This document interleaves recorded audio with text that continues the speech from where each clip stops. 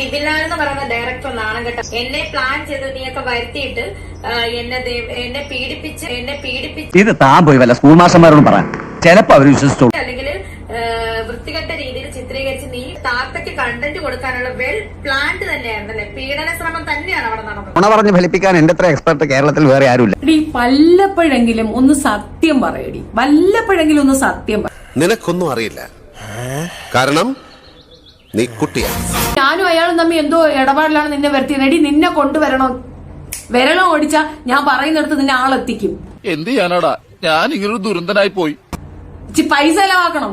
അയ്യോ, ഒരു വെടിയെ കൊണ്ടുവരാൻ ഞാൻ പൈസ ചെലവാക്കുന്ന അതിൽ പേര് നാണക്കേട് എനിക്ക് വേറെ ഇല്ലേ? ഈ മീഡിയക്കാരെ വിളിക്കാൻ വേണ്ടിയിട്ട് ഇവൾ റിക്വസ്റ്റ് കൊടുക്കുന്ന വോയിസ് ഞാൻ തെളിവ് ഉൾപ്പെടെ ഇട്ടതാണ്. ഫ്ലാഷ് ബാക്ക് അവരായിട്ട് വിളിച്ച് അറേഞ്ച് ചെയ്ത് തന്നെ കുറച്ച് ഇതുണ്ട്, യൂട്യൂബേഴ്സിന്റെ നമ്പർ. ഓഹോ, ഇതിനിടയ്ക്ക് അങ്ങനെ ഒരു കളിയുണ്ടോ? എന്നത് പറയണ്ടേ? അത് അവർ ഓരോന്ന് ഇട്ടിട്ട് ഇവരെ വിളിക്കണം, ഇവരെ മെസ്സേജ് ചെയ്താൽ പോരാ, ഫോൺ കോൾ ചെയ്യണം എന്നൊക്കെ പറഞ്ഞ് ലാസ്റ്റ് അമൽ എന്ന് അങ്ങനെ ഒരു പേരുള്ള ഒരുത്തിന്റെയും കൂടി നമ്പർ ലാസ്റ്റ് തന്നെ 7ാമതായിട്ട് പഠിച്ച കള്ളിയാ ആ ആളാണ് ഇതിൽ ഏറ്റവും കൂടുതൽ ബുദ്ധിമുട്ടിച്ചതെന്ന് എനിക്ക് തോന്നുന്നു. ഫ്ലാഷ് ബാക്ക് കണ്ടോ, ഇപ്പൊ മനസ്സിലായല്ലോ. ഇവൾ പറഞ്ഞു, ഇവൾ റിക്വസ്റ്റ് ചെയ്തിട്ടാണ് ഈ വായി നോക്കിയോളോ അവിടെ വിളിച്ചു വരുത്തിയിട്ടുള്ളത്.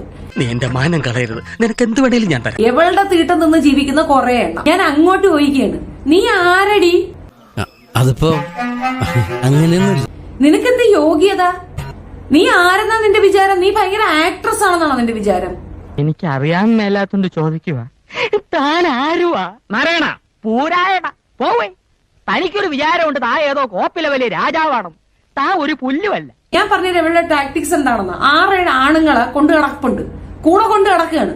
എവിടെ പോയാലും അവർക്കൊക്കെ ആഹാരം കൊടുക്കുക, അവർക്ക് പിന്നെ താമസിക്കാനുള്ള സൗകര്യം ഏർപ്പാടാക്കുക, വണ്ടി കൊടുക്കുക, എന്നിട്ട് അവന്മാരോടെ ചുറ്റിയടിക്കുക.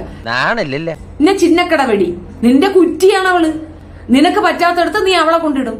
ചതയും അത്യാവശ്യം തുടുപ്പും വേണമെന്നുള്ളടത്ത് അവള് കിടക്കും, അല്ലാത്തടത്ത് നീ കിടക്കും. ഹോള് മാത്രം മതിയെങ്കിൽ നീ കിടക്കും. ചതയും തുടുപ്പും വേണമെങ്കിൽ ചിന്നക്കട വെടി കിടക്കും. അങ്ങനെയല്ലേ? നിങ്ങൾ തമ്മിലൊരു മ്യൂച്വൽ കൺസേൺ കാര്യങ്ങൾ പോകുന്നിടത്ത് അവള് നിനക്ക് വേണ്ടി സപ്പോർട്ട് പറഞ്ഞില്ലെങ്കിലേ അതിശയുള്ളൂ.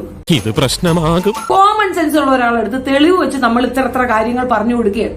കോമൺ സെൻസ് ഉള്ളവരെന്ത് ചെയ്യും? അത് പറയുന്ന കാര്യമാണല്ലോ എന്ന് ചിന്തിക്കും. അവക്കത് ചിന്തിക്കാൻ പറ്റാത്തത് എന്തുകൊണ്ടാ?